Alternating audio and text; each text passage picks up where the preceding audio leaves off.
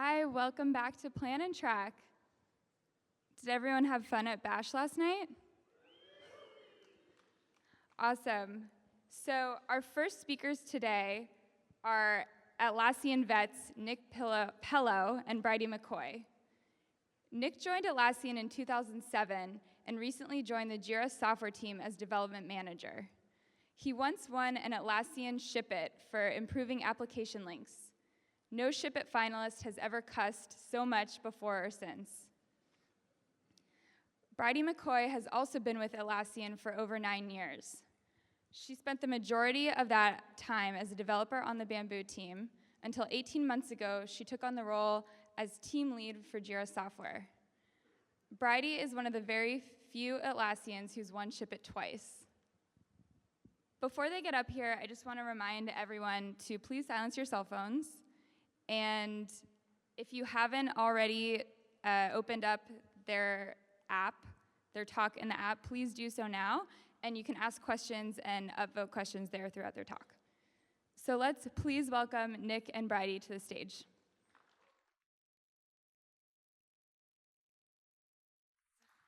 Thanks. Can't see anything. Hey, so, if it's not obvious, that's Nick, I'm Brydie. We've both been working for Atlassian for almost 10 years now, and during this time we've worked with many different people on many different teams. Until recently when we found ourselves on JIRA Software. Each team at Atlassian is encouraged to define their own processes, adjusting as necessary to meet their own needs and solve their own challenges. As a result, each team has discovered different ways to make JIRA Software work for them. So Nick and I interviewed team leads from high-performing teams at Atlassian to discover the tips and tricks that they use that are less known or less obvious.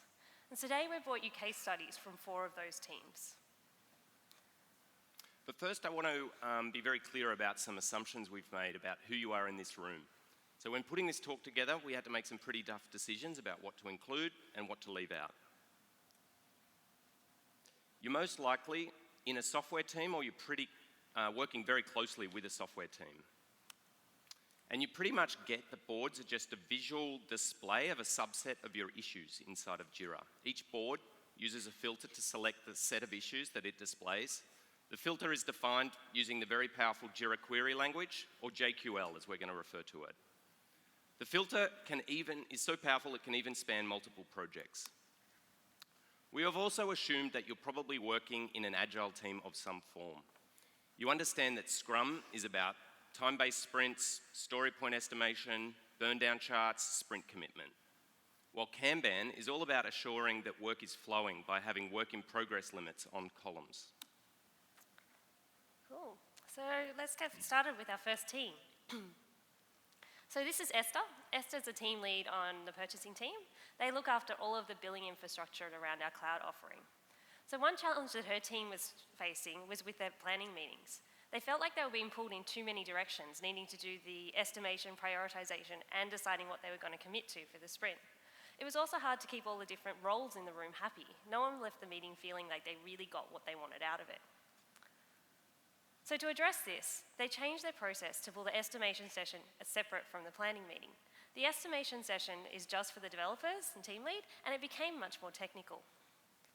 This allowed both the planning and the estimation sessions to become much more focused.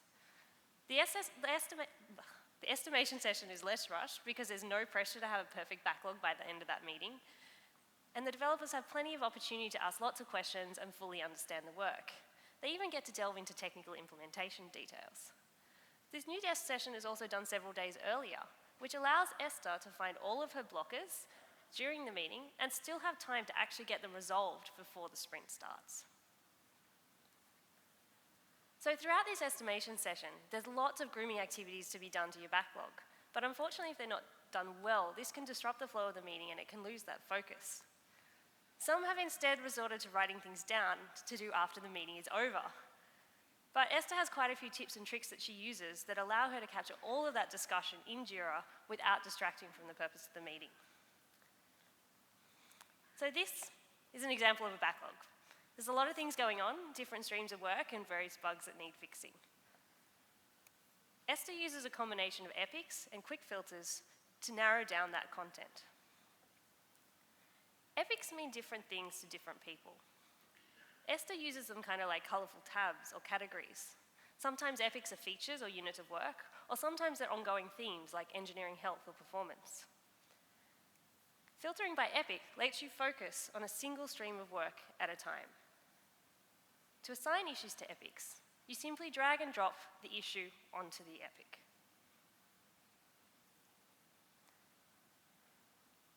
Quick filters are another way of narrowing down the issues in view. Quick filters are configurable, and you can use any JQL string you like. Some of the quick filters that Esther's got set up for her board include unestimated, to find all the issues that don't have story points yet, and not started, so the team only need to look at the issues that haven't actually been started yet. So larger teams also like to create quick filters for each substream of work, filtering by label. So both quick filters and epics allow you to filter out all those distractions and have a small, concise list of issues to discuss. But next I want to talk about the issues themselves. This panel is something you're probably all very familiar with. However, what a lot of people don't realize is that you can pick and choose what fields to show up there to make sure they're relevant for your team. Configuration is all done by the board config, so you don't have to delve into JIRA screen schemes to do it either. And as mentioned in the keynote, it's also now possible to edit all of these fields right here. So as you're discussing what needs to be done, you can capture all those details in the issue. Esther's team is currently focused on improving their QA process, so she's chosen to put her own custom fields for testing notes and demo status into the detail view so it doesn't get forgotten. So in these estimation sessions, another common thing that happens is developers thinking of stuff that you've missed and you haven't raised tickets for yet. So there's a couple of different ways you can create issues for your board. The first one is the one that most people default to, is the create link at the top. This option is relatively clunky, and it requires you to create issues from scratch, and it's easy to lose them after you've created it. So we don't like this option. The section option, which I discovered not a lot of people actually knew about, is the create issue in epic link. This pre-fills the issue with your project and will automatically link the new issue to the epic once you're done. The third option is the one that Esther uses and is by far the most powerful, the inline issue create. So this unassuming link at the bottom of the backlog or sprint is actually quite intelligent. It's able to inspect any of the filters that you currently have on, and if it can recognize it, will add all the necessary properties to the issue. For example, if you have an epic selected, when you create the issue will automatically be added to the epic. If you've got a quick filter with a label as the filter, the inline issue create will also add that label to the newly created issue. Same applies to version, assignee component, and many other fields. So one thing that my developers have always got frustrated with during the estimation sessions is watching me struggle when I try and break down those really big stories into smaller, more manageable pieces. In fact, they got so frustrated, they decided to spend their 20% time building a new feature to make this easier. It's not quite shipped yet, but it's not too far away. Split issue. Split issue allows you to quickly create new issues, adjusting the estimates as you go, and it copies all of the vital information from the original ticket into the new tickets as well. You can find split issue in the right-click context menu. So it's not that common for web applications to have a right-click, but the one on the backlog is very useful. You can access all sorts of shortcuts, like moving issues to a specific sprint or adding a flag. Speaking of shortcuts, when Esther's in a meeting and all eyes are on her, she wants to be as fast as possible. So knowing a few keyboard shortcuts can make a big difference. A couple of Esther's favorites. It's the A, to assign the issue to someone. And this other one, which I only learnt when preparing for this talk, is that the keyboard shortcut I will assign the issue to yourself. And the next time that you're trying to drag and drop and scroll, all using your laptop's trackpad, remember there's an easier way. S plus T will send the highlighted issue to the top of the backlog, or S and B will send it to the bottom. So there's one more shortcut that everyone should know. Really, it's the mother of all shortcuts. It's the dot. The dot will bring up a dialog that allows you to access all the standard JIRA issue actions. Esther swears by the dot, as do many Atlassians, because even if you're terrible at remembering all of the specific keyboard shortcuts that are available, with the dot, everything is still at your fingertips. So I've gone through a few different strategies that Esther uses during her estimation sessions. She can perform most of the actions she needs quickly, and as a result, her teams stay a lot more engaged.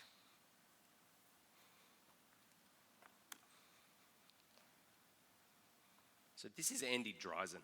He is a team lead for JIRA Mobile on iOS. And this team have built the JIRA Mobile app that I'm sure many of you are aware of, are using, and if not, you can already see a demo out at the software booth. As you can imagine, his team have had some very aggressive deadlines. So Andy needed a way to get greater confidence at working out which features would be ready by when. And as we all know, estimating engineering tasks is inherently extremely difficult. So planning poker, where the team discusses each ticket and then blind vote on the size of the task, is used by many teams to try and ease this estimation pain. The practice certainly helps drive conversation around scope and sizing within a team. However, it can often feel very arbitrary trying to decide if a story is a 3 versus an 8. And this is very common, especially with a new team or a team that hasn't done a lot of estimation together before. So some teams tend to do little or no estimation as a result, because it's either too hard or feels like a total waste of time. But we all know that some investment in upfront estimation will be far better than none. And this is why Andy and his team are now practicing relative estimation for their sprint planning. This is where they stack rank their stories, from the simplest to the most complex, before assigning any story points at all to them. Andy finds that relative estimation sessions make a group estimation session a lot less painful. So a relative estimation session, the way Andy runs them, involves 3 basic steps. The first one is a little bit of preparation between Andy and the product manager. They define a short list of issues for the sprint. The second step, it's the bulk of the meeting, and this is the actual relative estimation. And this is where the team sit down together in a room and they stack rank those cards from the simplest to the most complex. Then there's the last 5 minutes, or as Andy calls it, the fun part, where story points are actually assigned to each task. So let's have a quick look at how this works in practice. So the PM and the team lead devise that short list for the next sprint. And what they're doing now is that they're sharing this list on the Friday so that the team can have a read of it, think about it over the weekend, so that for that planning session on Monday, the team have already read up on the stories and are pretty well aware of what's coming up. The stories are printed using the print card functionality. That's what you're looking at here, and this comes with JIRA Software out of the box.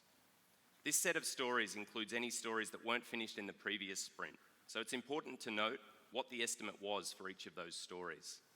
Either select the estimate field to be printed on the cards, or you can just scribble it on the paper with a pen. Now here is the JIRA Mobile team actually kicking off an estimation session. So the first thing they do in that room is they lay out all of the cards on the table for everyone to read. And usually someone will just quickly read through each card as well to ensure the group has a heads up as to what is coming. The cards get loosely grouped into related bundles, usually around common functionality. One practice Andy and the JIRA Mobile team follows is to never schedule a task into a sprint unless it can be worked on immediately. So it's a little bit counterintuitive. It means that if that task is blocked by some other task, even if that other task is in the current sprint, it will not be added to the sprint.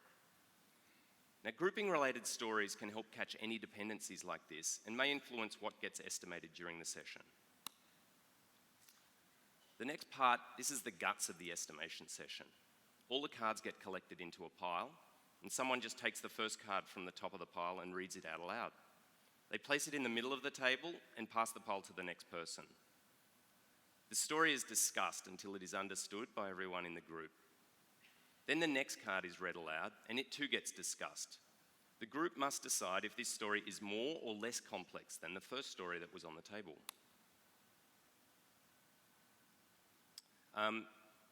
In this session, they used the closest end of the table was the simple end, and the furthest end was where they put the most complex cards. If it's not obviously more or less complex, simply place the card alongside the first and move on. Keep going around the group, reading the cards aloud, placing them on the table either above, below, or alongside the previous cards. Ensure the team spend time discussing what is involved for each story and are happy with where the card sits on the complexity spectrum. Now, if it is agreed that something is missing, grab a pen and create a new card, as Rutger, the JIRA Mobile PM, is doing in this slide. It too will get discussed and ranked on the table. Once all the cards are lined up on the table, defining the actual estimates is pretty easy. So begin at the simplest end and check with the team that they all look like ones from previous sprints. This will ensure that your stories are calibrated across sprints. Then move to the next row. These are your 3s, your 5s, 8s, and 13s. Now, in this session, the group decided that the final, most complex row didn't really contain any story that they believed were equivalent to a previous sprint's 13. So they just merged them with the 8s, and that's it. Their estimating is done. The stories in JIRA just need to be updated with these estimates, and a sprint commitment will be made based on the team's previous velocity.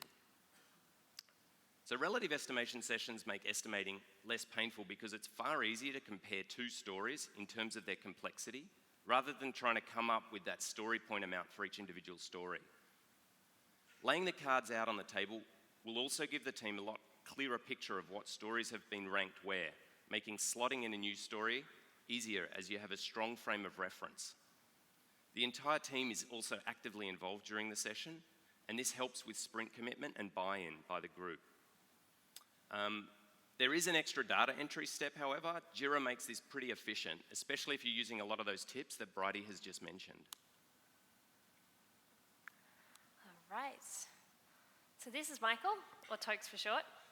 Tokes has been working in the JIRA family for 9 years now, 2 of which he spent on JIRA Software. So with that much experience, he's often our go-to person to find out some of the crazy things that you can make JIRA do. These days, Tokes is a team lead on the JIRA platform team. He has a pretty large team of developers at the moment, so it's quite hard for him to be on the ground all the time. So instead, he relies very heavily on the state of his board. Tokes knows that while his developers are brilliant, they do have the tendency to be a little bit lazy and are terrible at keeping their tickets up to date. But that's okay, because he wants his developers to be focused on what they do best, which is writing awesome software. So understanding this, Tokes' weapon of choice is automated workflow triggers. So this is Tokes' board. The board is set up to mirror the processes of the team. Tokes' team follows a relatively standard Scrum process, issues move from to do through review to done. JIRA can listen to triggers that come in from external systems such as Bitbucket and Bamboo. These triggers are fired as developers perform their day-to-day actions. Tokes has configured JIRA to automatically transition issues between columns on the board based on these triggers. So every board is backed by a workflow. This is the workflow behind Tokes' board. Notice that you can move any issue into any status at any time. JIRA is extremely powerful and it allows you to lock down this flow, controlling every move an issue can make. However, in my experience, it hinders rather than helps a software team. In fact, we find that when we talk to developers outside of Atlassian, many of their complaints about JIRA are actually due to the way the administrators have set up their workflows. So instead of a strict workflow, let your board define your process. Set up the columns to represent the steps you'd like your developers to follow, leaving the workflow as flexible as possible so developers can move issues from any issue to any column back and forth as they need to. To add automatic triggers to your workflow, you need to edit the transition. You can do so by clicking on the connecting line. On the Edit Transition screen, there's a couple of links to help documentation. This documentation has a lot of detail and will explain all the various triggers that are available. There are a lot of triggers to pick from, coming in from Bamboo, Bitbucket, Fisheye Crucible, and even GitHub. Tokes has 3 that he's found work best for his team: branch created, pull request merged, and deployment successful. First, branch created. If someone's created a branch, we at least know they're thinking about working on the ticket, even if they haven't actually started yet. So instead of requiring the developers to come into JIRA, Bitbucket and GitHub can tell JIRA the branch has been created and the issue can get moved to in progress for them. So for this to work, you need to include the issue key in the branch name. I want to go on a bit of a tangent here for a second and talk about branch naming. Branch naming is extremely important on my team, and I notice it's something that some of our new hires find a little bit different. By having a strong branch naming convention that includes a prefix, issue key, and a short description, not only is it much easier to know what's going on, but you also get a lot of things for free. The information in the branch name allows all of Atlassian systems to talk to each other. Your pull requests will include the issue summary, JIRA can show you builds that are successful or failed, but what's crucial for my team is Bamboo will automatically trigger different builds based on whether it's a bug fix or a new feature. If branch naming is something new to your team or you've got members that aren't quite as Git savvy, the Create Branch button in JIRA gives you all of these branching conventions for free.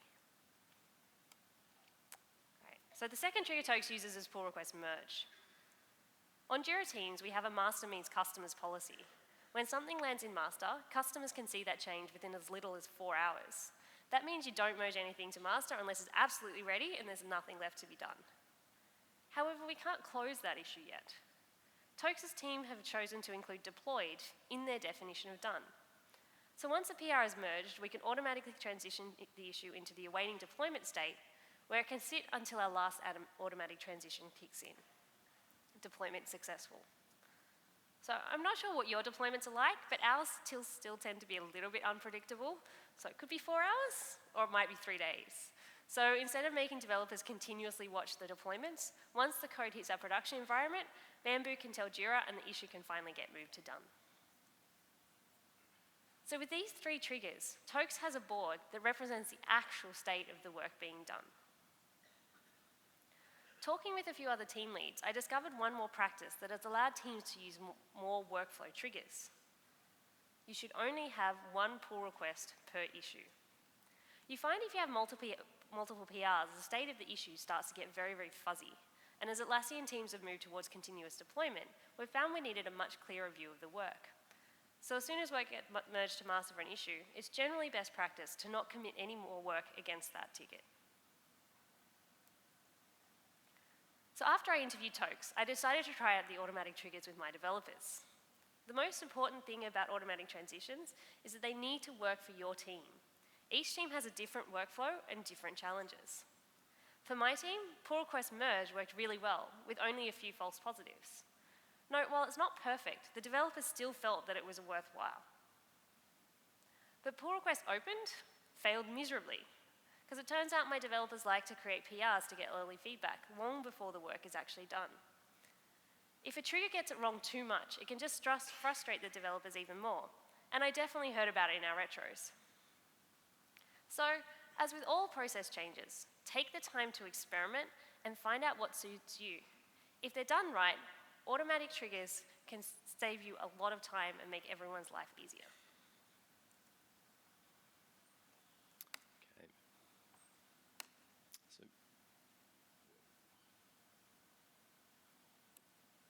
So this is Ed Zhang. Now he's one of our awesome team leads on JIRA Service Desk. JIRA Service Desk is a relatively new product and team even within Atlassian, and they've got a very lengthy roadmap ahead. Ed and the team have hit a pretty cracking velocity though when it comes to delivering new features and experiences in their product. Like many teams that get comfortable working together, they started to realize that ideally though, they'd be moving even faster than they were. Sometimes they'd get to the end of a sprint and not have much to show for their efforts. Often a sprint would lack focus, with many unrelated but very important streams of work getting scheduled.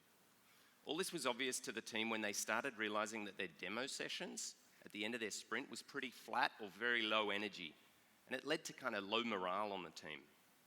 Giving a demo or a presentation is certainly a skill that can be acquired. However, the first rule of a good demo is to actually have something worthy of a demo. One of the key ingredients for Ed's team in improving their demo sessions lay right at the very beginning of their sprint. They began setting sprint goals during their planning sessions.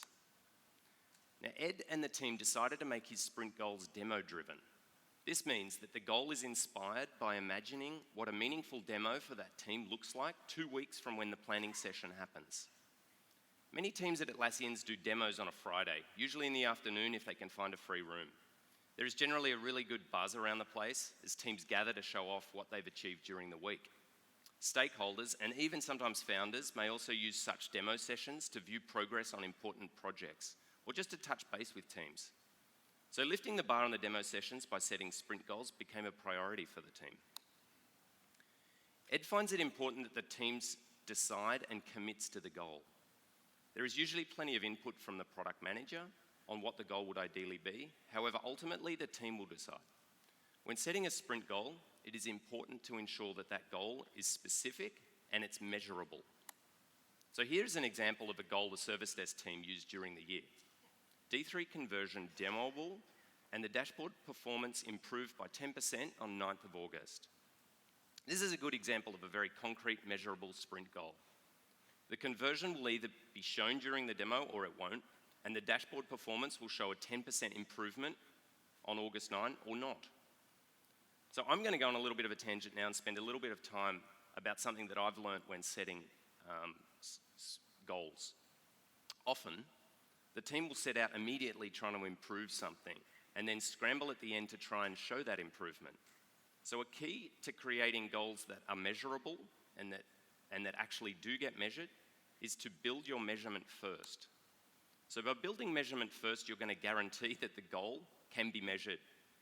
Now, it sounds pretty obvious, but it's quite amazing how often goals get set that end up being almost impossible to measure or very costly to measure. So if you want to improve X by the end of this year, show me what X is now and how you're going to calculate X along the way so you and I both know what progress is or isn't being made. Give me a link to that dynamic chart that's going to show the goal being hit, or a link to the new part of your website that you're going to launch by the end of this sprint. Teams in Atlassian using sprint goals go out of their way to ensure the goals are not just set and forgotten. The real value of a sprint goal comes when everything that the team does for that sprint is geared towards achieving that one common goal. Such teams publish their sprint goals as part of their sprint commitment. You can do this in JIRA Software when creating or editing a sprint. So the goal then appears on their Scrum board, and teams also put them on their wall board around the office. They get recited during the daily stand-up as a constant reminder of what the team is trying to achieve by the end of the sprint. The sprint goal will drive focus for a team and make it easier for them to push back on external factors that may influence the progress. Decisions get made more autonomously. Are we headed closer to our sprint goal with this decision? And if all runs to plan, the team will have a higher caliber demos at the end of the sprint and be much prouder of what they've achieved together. So the service desk team have now moved on to their next challenge, learning how to give clearer technical presentations, actually. And this, for an engineer, is a very valuable skill. So this is a photo of a recent demo session that I took in Sydney of the service desk team. A nice part about demos at Atlassian, and you can see it quite clearly in the photo, is at the end of each demo, there is usually plenty of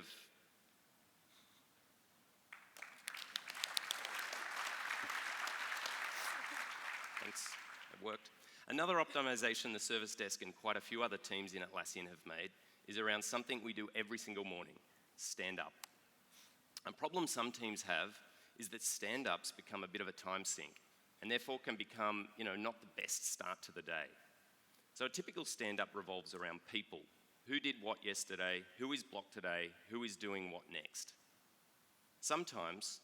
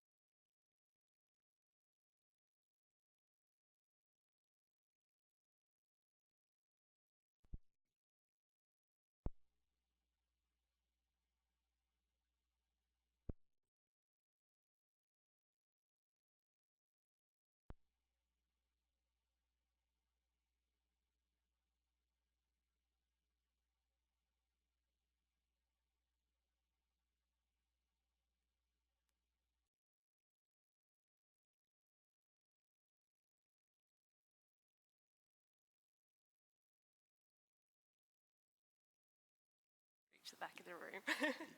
We're on. Oh. Are we on? You're on. We're back. Awesome. Cool. So we were talking about stand-ups, talking about them revolving around people, who did what yesterday, who is blocked today, who is doing what next. So, and also people dive bombing in on those stand-ups sometimes. They feel the need to talk, so it ends up taking longer and longer than it actually should. So to combat this, what teams in Atlassian are doing are task-centric stand-ups. So a task-centric stand-up revolves around work. What was done yesterday, what is being worked on today, and most importantly, what work is blocked and won't be ready by the end of the sprint. To run a task-centric stand-up, the team will stand around a monitor or a wallboard showing the team's Scrum board. The team lead will start by reading out the sprint goals. Then you walk the board, pointing to each task as you go, so that only the people assigned to those tasks will actually talk. And task-centric stand-ups also make it dead obvious when tasks are not in the correct status, and they encourage the team to keep the tasks updated. Team leads that do task-centric stand-ups find it a lot easier to spot issues with work getting blocked. If someone is away, for example, in a traditional stand-up they wouldn't speak. But doing this in a people-centric stand-up requires someone to actually map the person that is away to their work that they are responsible for and try and go from there. Lastly, you're going to save a lot of time. So let's have a quick look at how some of the teams in Atlassian have their boards configured to achieve this today. Now, this is the actual board of the service desk team.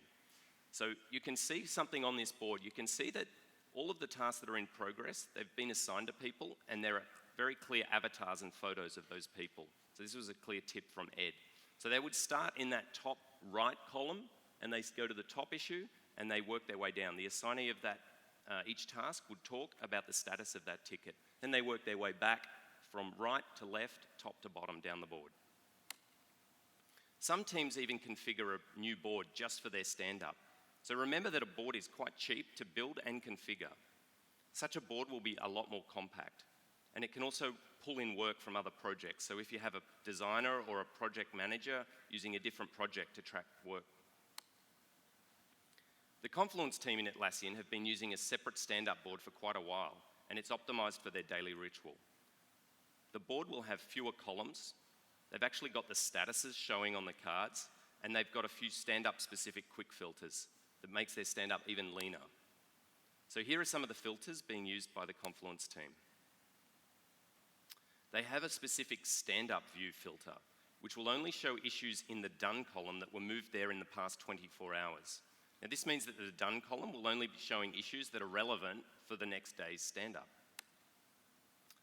Service Desk and the Confluence teams mentioned their stand-up time was cut in half when they changed them to be task-centric. So focus on what is important during this time you spend together each day, the work, by flipping your stand-up around to be task-centric. So task-centric stand-ups and the boards that power them is another example of how many teams in Atlassian keep changing their process and tooling to keep the team humming. We realised we've covered quite a lot during this short session. So to quickly recap, here are some of our favourite tips for JIRA Software that we've talked about today. Cool. So we've got automated workflow triggers, a neat way to keep your board up to date and can make everyone's lives easier. Separating your estimation from planning has a lot of side benefits, but most importantly, it keeps the sessions a lot more focused. And I touched on epics and quick filters, a very flexible and a great way to narrow down your backlog. We spoke about how to make estimation work a lot less painful by doing relative estimation, and how to drive focus for a team by using sprint goals and task-centric stand-ups. There was split issue, a feature that we've been finding indispensable internally, and soon you're going to get to use as well. And I covered quite a few different power tips that allow you to efficiently manipulate your issues, but I'll leave you with two that are seriously underutilized: the inline issue create and the dot.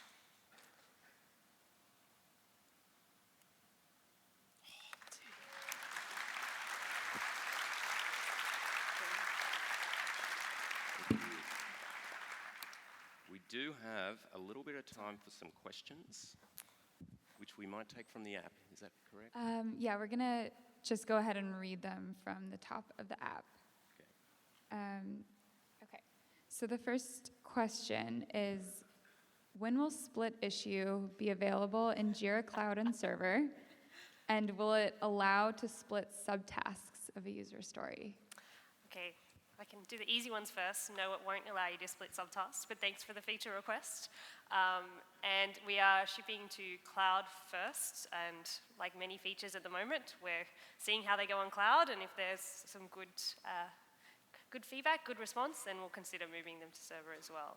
And as for when, I think we're looking at a few weeks, just trying to tidy up some loose edges at the moment, and you'll get to play with it. Before we go to the next question, we've got a few questions for the audience.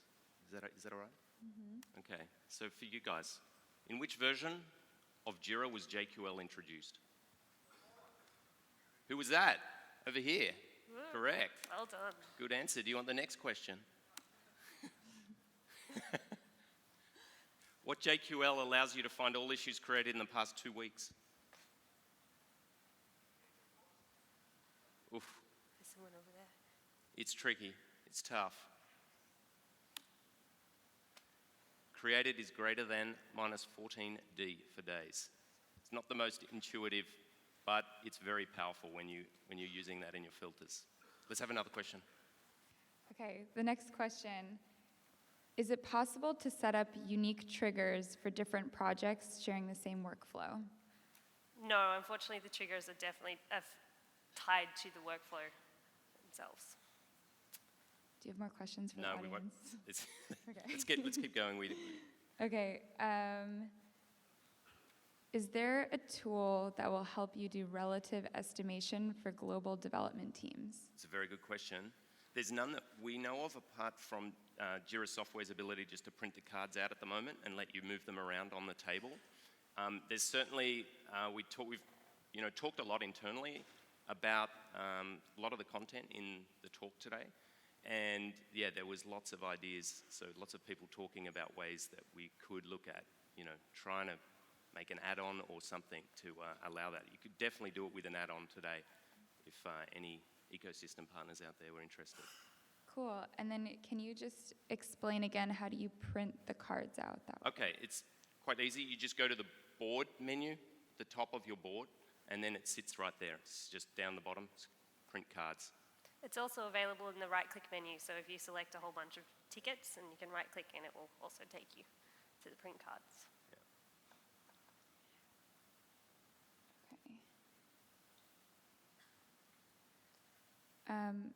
One PR per issue. Do you then focus on subtask workflow, or are you truly only allowing one PR per story or defect? So we're quite happy to do one PR per subtask. So when things do get big, we do break them down into subtasks and work against that. The real problem comes from in the reporting phase. So if you've actually got two PRs that have the same issue key in the commit and they get deployed at different times, it's very hard to know, was the first commit the thing that fixed the issue and the second commit was just an afterthought, or do I need the second commit that fixed the issue? So it's really about that reporting and understanding exactly what got shipped in every commit, in every PR that you merge. So subtasking is a great way to actually break that down and achieve the same result. Okay, so it looks like we have time for maybe one or two more questions. The next one is in regards to the cards again. How do you do this with non-co-located teams? So the teams that are doing it in Atlassian are obviously co-located, and I'm not sure of any teams that are that are using this because, like you saw, we're printing the cards at the moment, and there's not really a tool that we know of, at least, that does it. Okay. Sorry, the questions are jumping around on the app.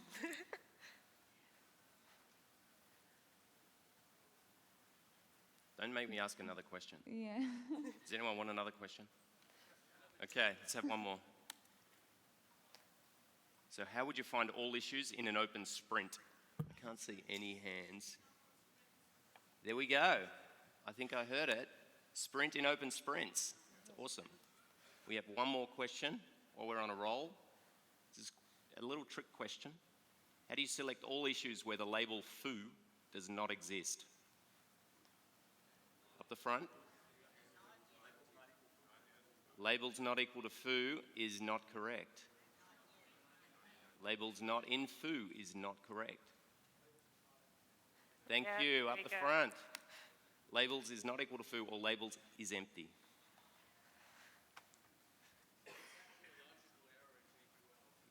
Exactly. There you go. It would be hard to fix that, but yes. Okay, and the last question, how do you federate two instances? I need all my info on one dashboard. How do you federate two instances of JIRA onto a single dashboard? Yeah.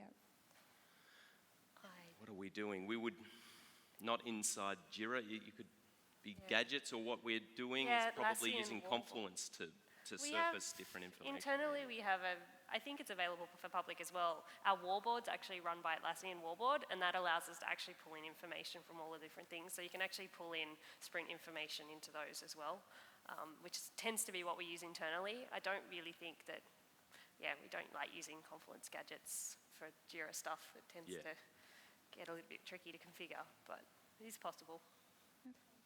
I think that's all we have time for in terms of questions, but thank you, Nick and Brydie. You may be able to catch them during Summit to ask the rest of your questions. Thank you.